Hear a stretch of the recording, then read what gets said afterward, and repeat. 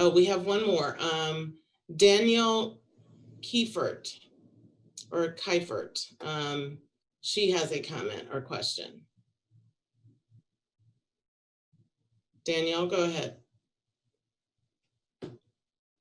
Okay, can you hear me? Yes. One of the things I'm noticing in the Q&A coming up again and again, and I haven't heard a response yet that seems to address it, although Dr. Carey did bring up the issue of systemic problems needing systemic solutions, not putting the burden on people, but instead on the institutions. As a learning scientist, I believe there's a lot of learning to be done both by staff and faculty, but also by administration at multiple levels.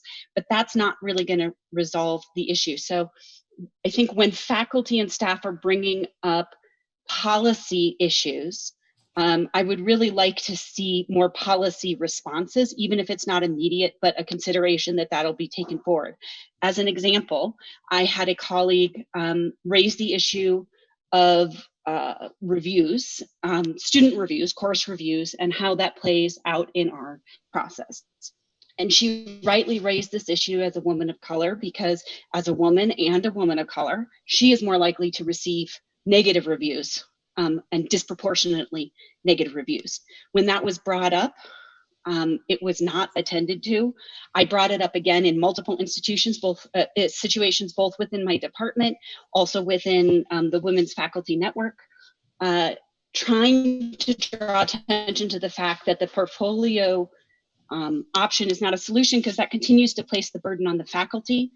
As an individual, I can create additional materials for my portfolio to demonstrate and counteract the negative reviews I'm going to receive disproportionately as a woman, but that's placing the burden on the individual. That's not a systemic solution. And so I've certainly felt this, and I'm seeing this in the Q&A again. When people bring up questions about policy initiatives, about shifts in the way we do things as an institution, rather than putting that back down on departments or faculty or staff individually, I'd like to know how UNT is going to make systemic change within the system to make sure that faculty and staff are provided better opportunities to do their work and thrive in doing their work. Thank you. Would anyone like to address that question? Sure, I'd be happy to address that. So I think you bring up a really good and important point as we think about the systemic nature of much of the work that we need to do around race, ethnicity, sexism, and the range of other issues that are confronting our campus. I recognize that we are a racist society. I've been raised with racist ideas along with many in our community. And that when I talk to our faculty and staff, I hear a range of views from those who fully recognize and acknowledge the racial challenges on our campus, and others who struggle to see how they need to individually change. And this gets to both the policy issues and the individual change that needs to happen. I'll just offer as one example. We have been working to design a faculty development program that's a collaboration with our Faculty Senate, Faculty Success, and Institutional Equity and Diversity. And throughout the winter and spring, Joanne Woodard and I had a series of conversations with faculty. And in each one of those conversations, I asked, what do you personally believe that you need in terms of your own professional development? And what I heard time and time again was people pointing the finger at others and what they believe others in our community need.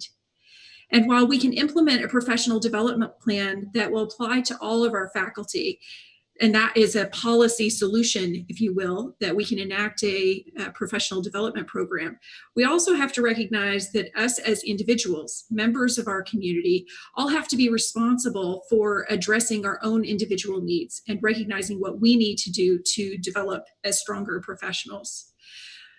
We know that we have significant race challenges on our campus, and that our community is struggling with these personal needs. You know, I've seen incidents where we need to focus on becoming more anti-racist, anti-ageist, anti-sexist, anti-abilist, and I know that we have a lot of work to go.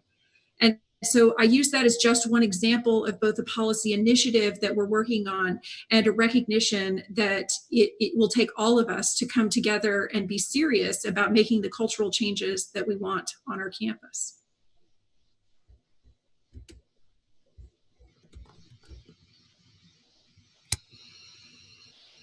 Thanks, Jennifer. Johnny? Yes. Any more hands raised? Another question or a comment from Faith Espindola. Faith? Hello, can you hear me? Yes. Hi, I am an alumni, staff, and current student. And so I have a question about what in particular are we going to be doing about faculty that are problematic? During the course of my now second degree, I have dealt with two professors who were very problematic. One, during a discussion about a Black poet who wrote about racism, we were forbidden about talking about race. And this was not a class on formalism, so there was no read to do that. In another class, I had a professor who was trying to defend Heart of Darkness as not racist when the Black people and the people of color in the class tried to explain to him that something could be racist even if the author didn't have ill intent. He kind of refused to believe it and kind of shut the conversation down. And now I'm a white passing staff member, and I didn't feel comfortable taking this to the department and reporting it because I still had classes to take, and I may have to take classes with this professor's wife at some time. So if I'm not comfortable, how comfortable do our Black students feel reporting this or discussing this with the departments?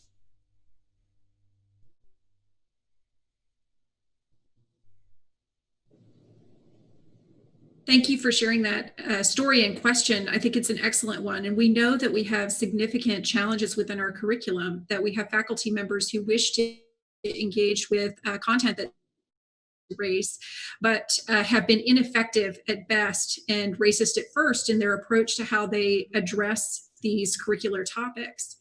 Certainly, this is an issue that needs to be taken up at the department level. It's not about an individual course that happens to be on a topic of race, but rather how we address our curriculum and how we ensure that our faculty have the cultural competencies to be able to adequately address and help support our students' learning. This is a conversation that I'll be taking up directly with the deans on Thursday, and a topic that'll be continued conversation with our department chairs in the coming weeks and months about how we can better support our classroom experiences for our students. And on the second side, in terms of feeling the ability to report this, I think that's something important about how we create the appropriate mechanisms.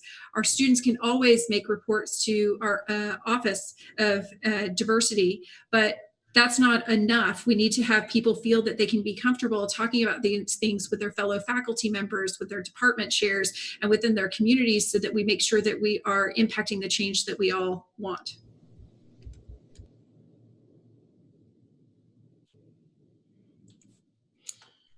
So thank you for that comment. We have one more question or comment from Mina Naik.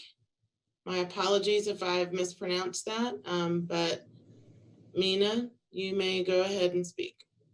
Oh, thank you. I want to piggyback on what Faith shared.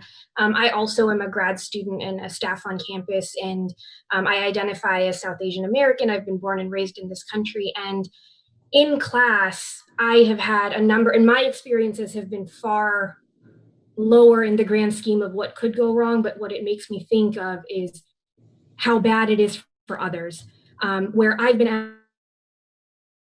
asked in very similar words. I still remember, surely you know what the colonization of India was like and the damage it did. Can you speak to that? I've had instances where I've had to diminish what I talk about in a paper as it relates to racial and ethnic inequities, particularly around SES, race, gender, to get a higher grade, because I took that professor more than once, and the first time I got a low grade and I couldn't figure out why. And so I decided to experiment on the next paper, and sure enough, it was received really well, and I was told to turn it into a poster.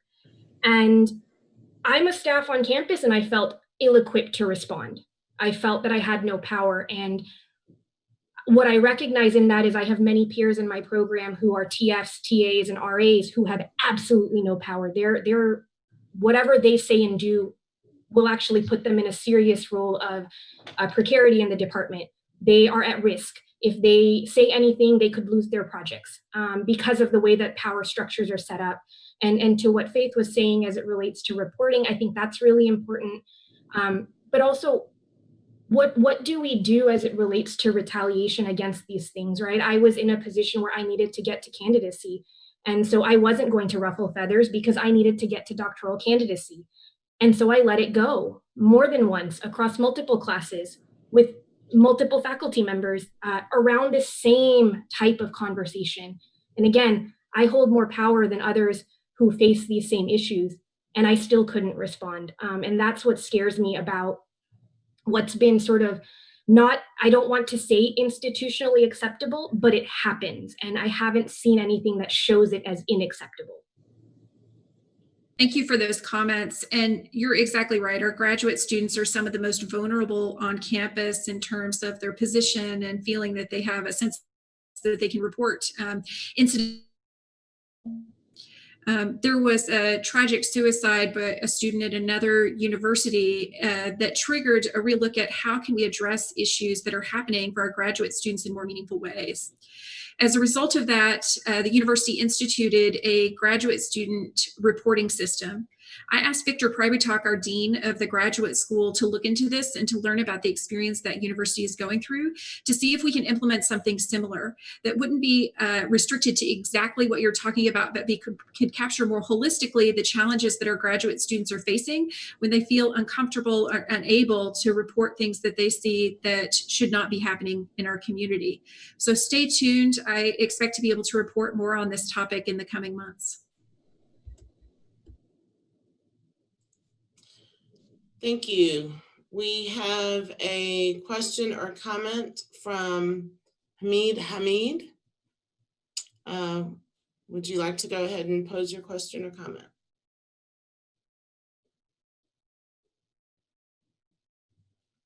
Is he unmuted?